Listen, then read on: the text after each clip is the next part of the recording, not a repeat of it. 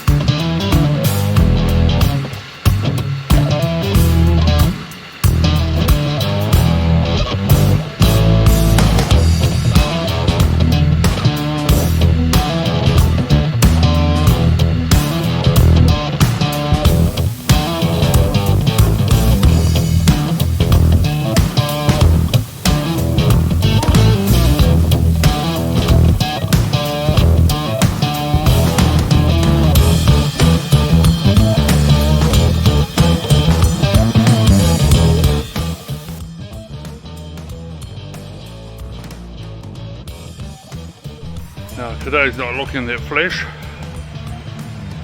The forecast for thunderstorms, and it's already starting to split. I'll just get a few cuts in until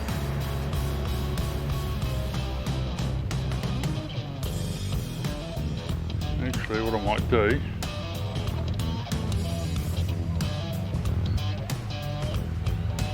shelter.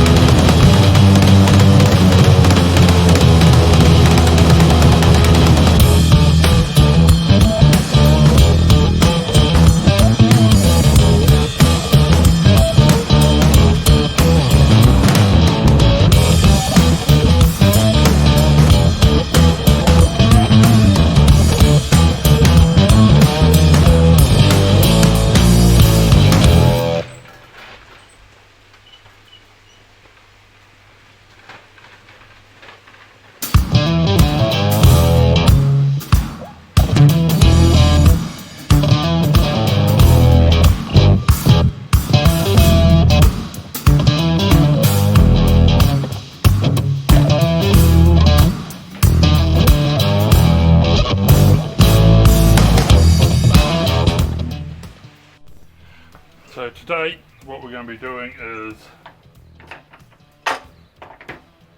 we're going to be slicing this up into pendants, blinks. So what we're going to do is just slice through the rock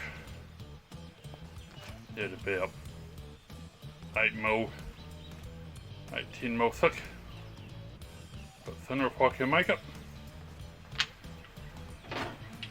I've got a little bit there to cut up, and I'll have a look at cutting some of this Probably slice down through, cut this end off, and then make that into blanks as well. We'll see when we get there what we'll do with that bit. So let's get into it, eh? Go cut some pendant.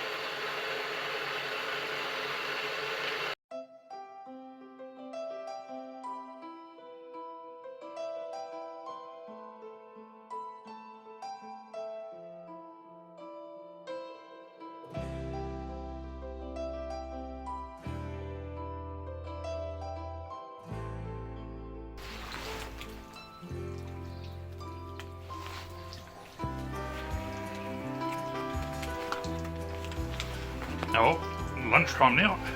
I've cut up a fair bit.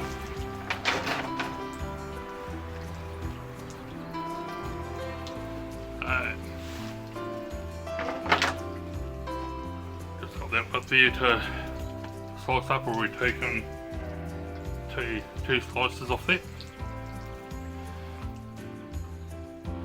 And as you can probably tell, sun's out. Yay! I put my raincoat on because it was getting cold.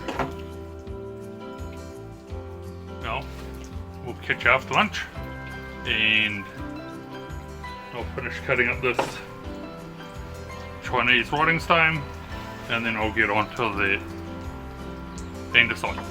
Okay guys, I'll go have a kite that's mouldy for lunch or for food. So I'll go for a kite and we'll catch us later.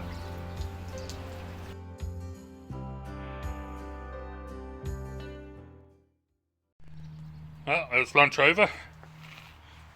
So we're just after 1 PM.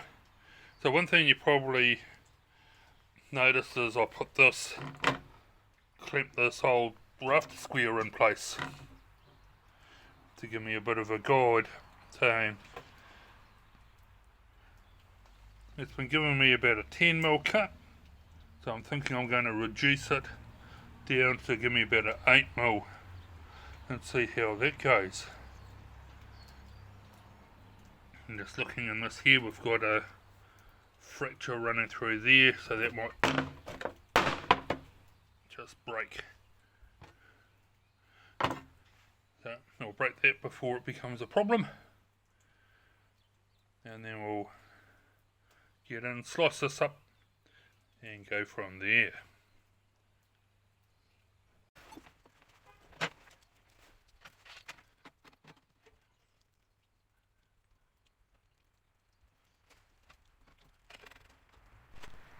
I got this rock from the Tauranga Gem and Mineral Show the other weekend.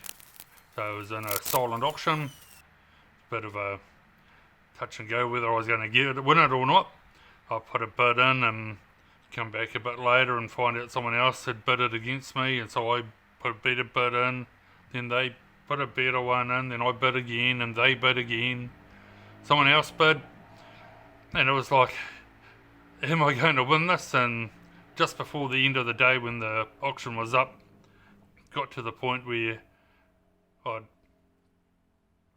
put all the amount of money that I had in my pocket for the rock, and I was going, no, I've lost out. But then I remembered, hey, I've got change. So I went through my little coin bag and through my pockets, and I found another $1, put an extra $1 on the bid, and yes, I won it. So this porphyry basalt, it's